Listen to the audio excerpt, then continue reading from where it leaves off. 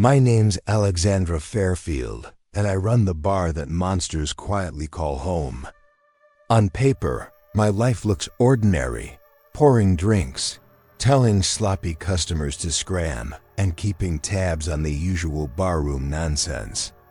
But the place I work at, the Devil's Horn, might as well be another planet. It's the kind of dive where the regulars aren't just eccentric, they aren't human, mostly. That's what gives the whole place its color. We have a few fixtures who show up like clockwork. Jack is one of them, a calm, shadowy type who claims to be a night stalker. I don't press for details, and he's never given me trouble. Then there's Damascus, the silver fox troublemaker. He's 2 centuries old, an incubus who never misses a chance to flirt. His game is relentless, but I have a wall built up for a reason. Jerry is the human of the bunch, a rare civilian allowed inside when the owner feels generous. He's a mess of a man with a vodka habit and more bad luck than sense. Sally is another regular, stunning, poised, and vicious when slighted. She's a vampire who knows exactly the damage she can do with a smile and a set of fangs. And then there's the one who makes the hairs on my arms stand straight up. Anonymous. I call him Aina. He sits in the back, wrapped in a trench coat and a brown fedora, his face forever hidden behind an old, yellowing paper. No one knows his name. No one knows his past.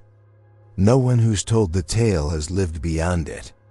The only rule I follow at the bar is simple. When Aina speaks, listen. So when he walked in last week and said, in that gravelly voice of his, "Beware," I felt it in my bones. No context. No warning. Just that one cold word. And then he was back to his paper, like the rest of us were background noise. The room stiffened and anyone with sense frowned, Jack more than most. He said something about giving Jez the short end of it that night, and then slid right out the door because Aina's warnings always have teeth. We all joked and harumphed like it was no big deal.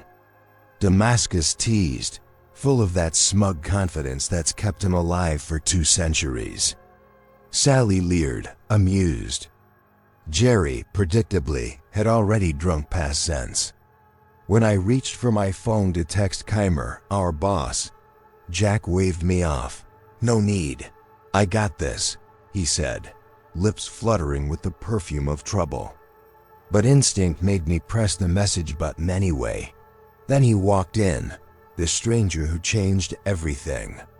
Slick hair, expensive suit, the kind of man who turns heads whether you want him to or not. He slid onto the stool beside Damascus and Sally, and the temperature in the room shifted. Jack's face went sour. He muttered under his breath and left a 20 on the bar before vanishing into the night. His absence was a warning that made my spine tighten. At first he was charming, ordered a Manhattan, complimented the decor, smiled like a cigarette ad. Sally practically melted. Damascus watched him like a cat watching a rival. Jerry, bless him, clumsily spilled his beer onto the newcomer's suit, the foam dribbling down like bad timing. The man's smile flickered. Then he moved like a still photograph snapping to life. One perfect right hook and Jerry went down out cold. Chaos erupted. Damascus threw a punch, knocking the new guy back, but he didn't stay down. He rose, blood at his nose, face contorted with a hatred none of us had seen. He spat a threat, and for a second the swagger drained away. He looked small, bloody, and furious. Then he and his cronies were let out by Sean the bouncer, and for a few minutes, the Devil's Horn breathed easier. It didn't last. Over the next week, small things went wrong. Unexplained glass shatters, a keg that went flat overnight, the regulars skipping nights as if they smelled storm clouds. I told myself it was nerves. I was wrong. Then Sean got rushed to the hospital. Someone had broken his face. Kimmer's ears turned red with anger when he told us. "The guy from last week," he croaked. My heart sank. The prick who'd started the mess had come back to bite us. In Sean's absence, we patched up security. We hired Tarn, a half-blooded troll who looked intimidating on paper and cowardly in practice. We shuffled shifts and kept the door double-locked. Still, the tension never left. You could feel it in the air, a pressure like thunder before the storm. Then they returned. The leader rolled in with 3 others dressed exactly like him, slick suits, the same predatory grin, and a 5th figure in a robe who made Aina sit up straight in his corner. The leader, Alan Steele, name dropped like a curse. He swaggered around and demanded groveling apologies for what had happened. He poked and threatened until the room tasted like sour metal. We were outmatched in numbers until Damascus snapped. He grabbed the bottle, smashed it, and drove it into Steele's gut. Blood sprayed everywhere. For a strobe second we felt victory, until Steele laughed and horns rose from his head. Not a trick of the light. Horns, red eyes. The cronies shifted too. They were not human. The roar of the bar turned into the howl of a battlefield. What followed was a maelstrom. Bottles flew, fists met flesh, and things with mouths tore into one another. I saw scales tear and bones crunch. The fight was ugly and quick and left no clean heroes. But sometimes chaos births unlikely courage. Jerry, who had been a liability for years, smashed a beer bottle over a demon's skull, and it was the distraction we needed. Then Aina moved. He had been seated the whole night, his paper folded, and yet when he rose the atmosphere changed. The robed figure cast a spell that pinned Aina in place, yet Aina's silent menace didn't waver. He wrenched a knife into the throat of the robed thing, and the hideous thing collapsed into a heap. The sight of that revealed what we'd only suspected. Aina was no mere patron. He didn't just look like doom, he carried it. But he also fought with it. The brawl was brutal. Friends bled and rose and bled again. Sally's pretty face was a map of bruises. Damascus was not near death until he rallied with a savage will. Sean stunned his opponent only to be felled by another. I grabbed the bat from beneath the bar and hurled it like a prayer. The night was a blur of claws, scales, and teeth. I bit down into a demon's arm and felt the grit of bone, and somehow it felt like the most human thing I had done in months.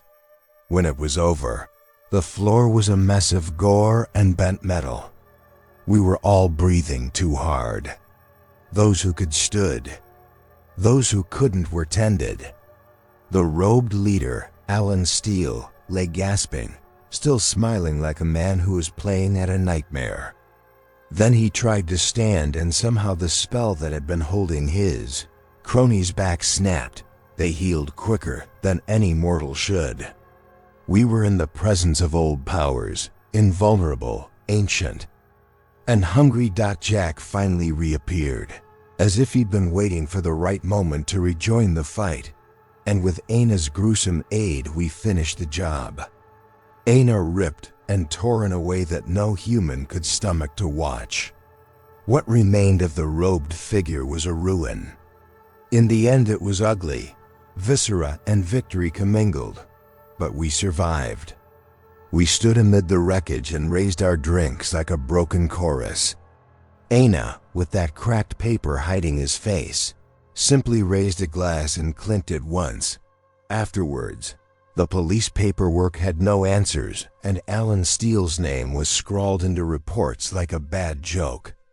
Keimer chewed the scene over like gum. We patched the bar and took stock. Sally made a quip about flirting with the wrong crowd. Damascus nursed his wounds with more whiskey than wounds required. Jerry, pale and trembling, slumped at the end of the bar and mumbled something that sounded almost like gratitude. Aina returned to his corner, unreadable behind the folds of his paper, and the one rule I live by hummed in my head: when Aina speaks, listen. Life returned to a new normal that never quite matched the old. The phone calls from the hospital slowed. The regulars came back. Our scars stayed visible in the bar's scratches and in our memories. I poured drinks and watched the world try to piece itself into place. There was a small, terrible humor to the whole mess, and an even smaller comfort. In a place where monsters preferred the dim, the one thing that kept us standing was knowing how to fight back. If you think the Devil's Horn is all about terror and blood, you're not totally wrong. But it's also about loyalty in a world that has very little of it. We bled for each other, cursed for each other, and when the night ended, we raised our glasses. Aina eased back into his paper, and for once, his presence felt less like a threat and more like an agreement. Survive another night. Pay your tab, and don't forget the rule. Asterisk, every story hides a truth. A truth darker than you can imagine. If this one sent chills down your spine, don't forget to like, subscribe, and hit the bell icon, because there are many more secrets waiting to be revealed. Only on Untold Scary Truths, where reality and fear become one.